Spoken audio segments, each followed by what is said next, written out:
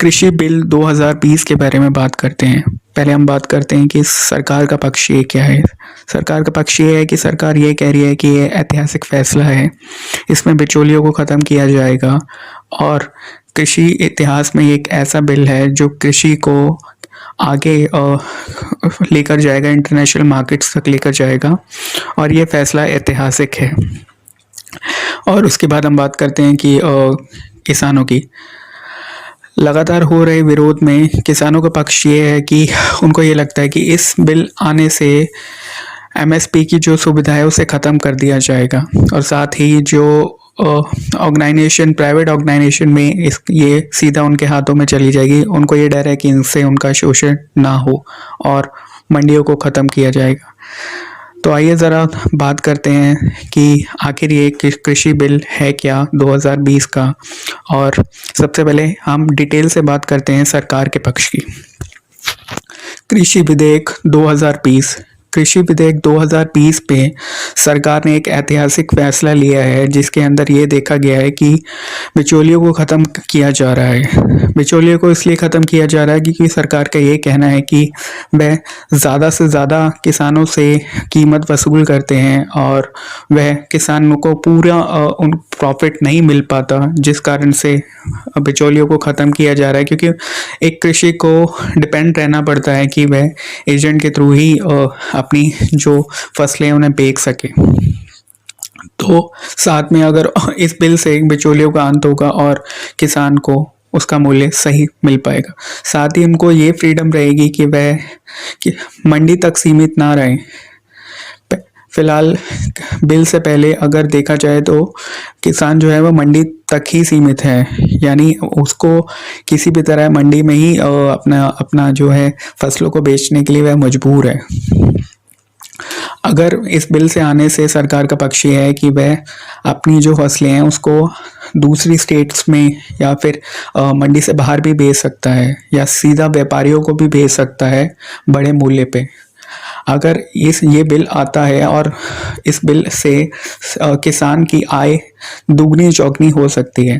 साथ ही वह ऑनलाइन की सर्विस भी कर सकता है वह सीधा, क्योंकि आजकल सारी चीज़ें ऑनलाइन ही बिक रही हैं, तो किसान भी इस चीज़ को ऑनलाइन बेच सकता है और इंटरनेशनल लेवल पर इसे लेकर जा सकता है। साथ में एमएसपी की जो सुविधा है फिलहाल वो ख़त्म नहीं हो रही है, सरकार का ये कहना है, क्योंकि एमएसपी की जो वैल्यू होती है उसके अकॉर्डिंग किसान की फसल अगर कहीं नहीं बेची तो किसान सरकार से एक नियमित आय पर उसको बेच सकता है सीधे तौर पर।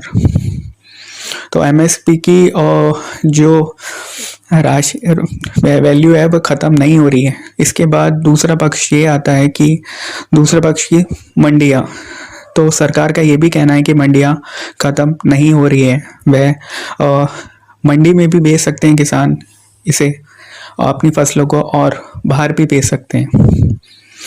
और ये ऐतिहासिक फैसला है क्योंकि इससे अभी वे सीधे तौर पर मंडियों पर डिपेंड्स हैं और साथ में वह खुलकर अपनी मार्केटिंग नहीं कर पाते।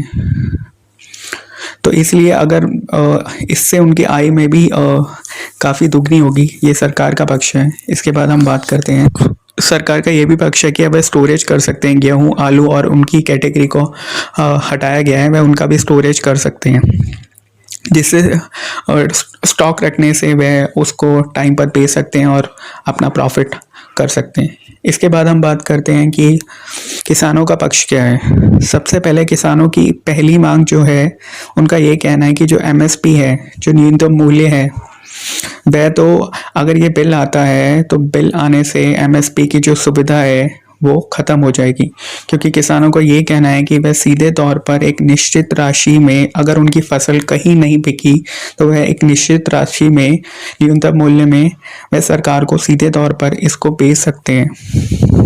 तो उनके अंदर यही डर है कि अगर ये बिल आता है तो एमएसपी की जो सुविधा है वो उनको शायद ना मिले। सेकंड पॉइंट किसानों को ये है कि जो मंडियां हैं, मंडियों को ख़त्म किया जाएगा अगर ये बिल आता है तो। फिलहाल सरकार का पक्ष इसमें नहीं है, लेकिन फिर भी किसानों के अंदर ये भय है कि अगर ये बिल आता है तो मंडियों को ख़त्म किया जाएगा, क्योंकि वह सीधे तौर पे मंडियों पर डिपेंड है। अपनी फसलों को मंडियों में जाकर देते हैं। अगर ये बिल आता है तो ये मंडियां जो हैं वह ख़त्म हो जाएंगी और जिस कारण से उनको लॉस हो सकता है।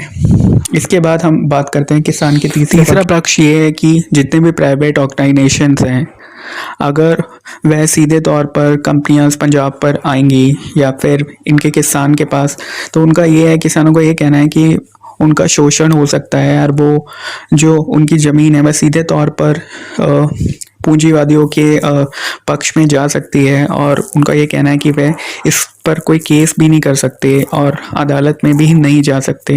ये तीसरा मुख्य पॉइंट है कि वह इसका विरोध कर रहे हैं।